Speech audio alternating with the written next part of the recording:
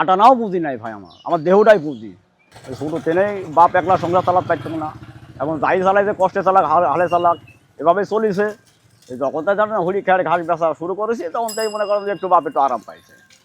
তো এখনও আল্লাহর রহমতে বিয়া শাদি করে মনে করে ঘাসে পুড়িয়ে আসি, আটানাও পুঁজি নাই ভাই, আমার দেহটাই পুঁজি। দেহ আর হাসি এই হচ্ছে পুঁজি। এখন আমার ঘাসের ব্যবসা লাভ হোক লস হোক ওইটি হিসাব না, হিসাব হচ্ছে 2 করে গরু পুষি আমি বছরান্তর, হয়তো 1.5 বছর 2 বছর এরকম পুষি হয়তো বেশি, ওইটি সঙ্গে একটা আয় মনে করি, বুঝছেন।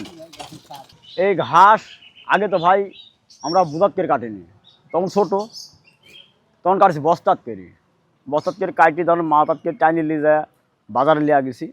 বাজারে নিয়ে যায় তখন তো খুব অভাব ছিল ভাই, তখন এক বস্তা ঘাস যদি গেলে মনে করেন 20 টাকা দিয়ে বেচা হয়েছে, তো মনে করেন যে আপনার 3 কিলো 3.5 কিলো টাইনি লিজা দেওয়া লাগেছে। আর এখন তো মনে করেন ঘাস বেচা হচ্ছে ভদ্রতা, টানতে পারবো না, লিলে লেও না লিলে না লেও।